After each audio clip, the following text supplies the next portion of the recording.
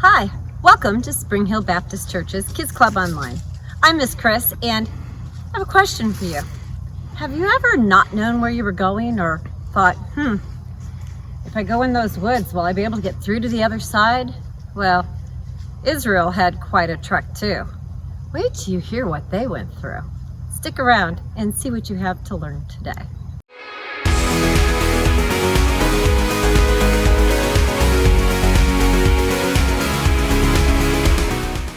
The story before the story. Today, we're in the second book of the Old Testament, Exodus. God made a plan to bless the whole world through one family, the Israelites. But for hundreds of years, the Israelites had been enslaved in Egypt. They cried out to God for help, and God sent a man named Moses who faced down the king, Pharaoh. After a lot of crazy plagues, Pharaoh let the Israelites go. But even though the Israelites were free, they're not yet safe. And that's where our story starts. Hey everyone! Okay, so as we all know, the Israelites were all packed up. Thousands and thousands of people, families, kids, herds, and flocks. You can imagine, they couldn't move very fast. God was leading them every step of the way, away from Egypt, appearing in a pillar of cloud during the daytime and a blazing pillar of flame at night. At last, the Israelites came to the Red Sea, which stood between them and the desert road to Canaan. But while the Israelites set up camp along the shore of the Red Sea, back in the palace, Pharaoh was having serious second thoughts. What have we done? We've lost all our workers. Prepare 600 chariots at once. Pharaoh jumped in his chariot and led an army of chariots and horsemen racing across the desert after the Israelites. The galloping horses and rattling chariots kicked up clouds of dust, and soon the Israelites could see them coming. There was no way they could outrun the Egyptian army. The Israelites were trapped.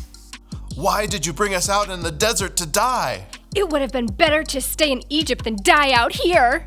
The Israelites wanted to give up, but Moses kept his eyes fixed firmly on God. Don't be afraid. Stand firm. The Lord will save you today. The Lord will fight for you.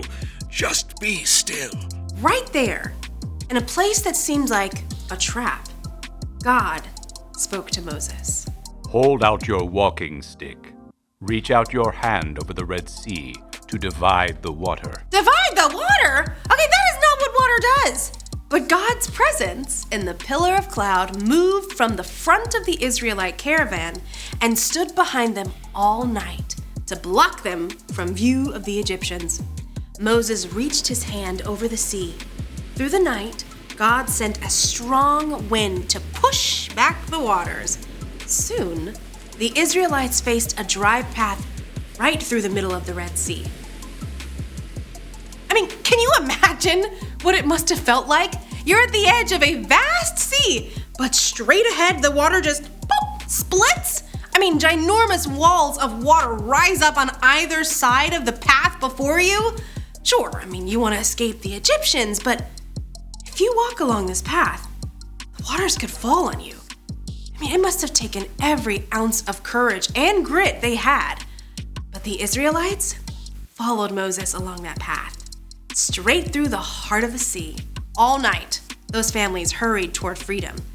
But the Egyptians gave chase. They followed the Israelites right into the Red Sea.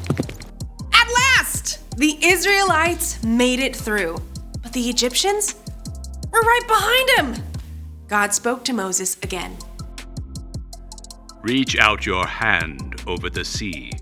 As Moses reached out his hand, those walls of water began to crash down, and the sea rushed back into place, washing over the Egyptian horses and chariots. The entire Egyptian army was swept away. The Israelites were left safe and dry on the far side of the Red Sea. Moses' sister Miriam led them in a song of celebration.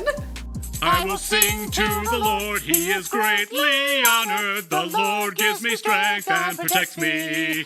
He has saved me.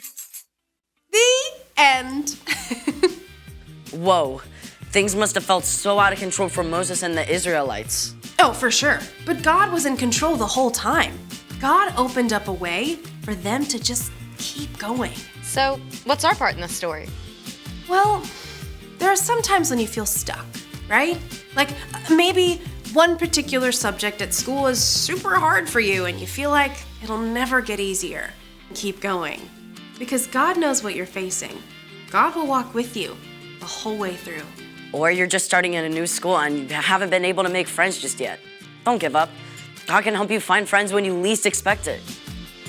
And best of all, God gave us Jesus to show what it looks like to keep going. Exactly. I mean, Jesus didn't give up loving us, even though it cost him his life. And when we follow Jesus, we have the power of the Holy Spirit to keep going too. That is amazing news. Isn't it? All right, I'll see you guys next time. Bye. Bye, Erica. So here's the thing. Hold on, because God is still in control. Knowing that can help you grow grit.